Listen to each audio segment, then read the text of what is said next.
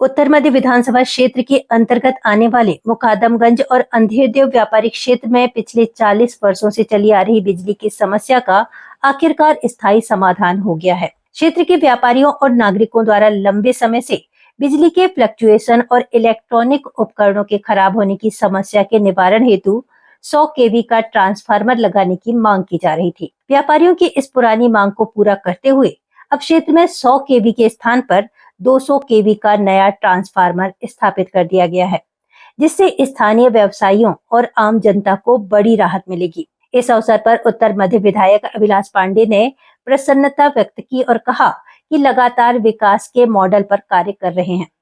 उन्होंने बताया कि 5S के सिद्धांत पर चलते हुए शिक्षा, स्वास्थ्य, सुरक्षा, सेवा और संस्कार के क्षेत्र में कार्य किया जा रहा है। इसके तहत सड़क, पानी और बिजली जैसी बुनियादी सुविधाओं को मजबूत करना हमारी नैतिक जिम्मेदारी है। नए और उच्च क्षमता वाले ट्रांसफार्मर की स्थापना से अब व्यापारियों का कारोबार सुचारू रूप से चल सकेगा और वोल्टेज संबंधी समस्याओं का पूरी तरह अंत होगा।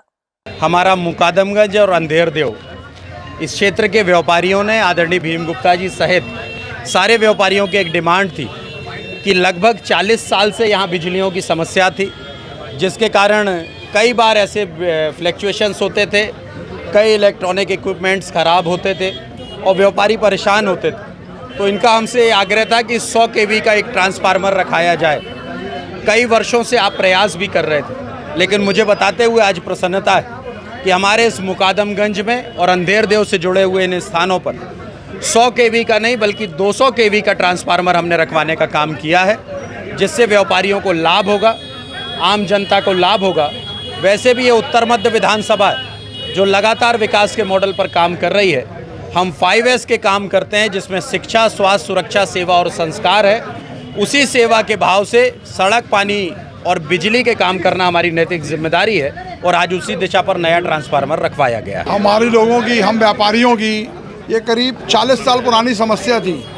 जो समस्या दिन में या रात को समय, खास तौर पर शाम को बिजली जब गोल होती थी तो व्यापारियों को व्यवसाय करने में बहुत तकलीफ होती थी, और वो समस्या को हमारे विधायक जी ने सुना और उनके प्रयास से यह समस्या हमारी हल हुई है।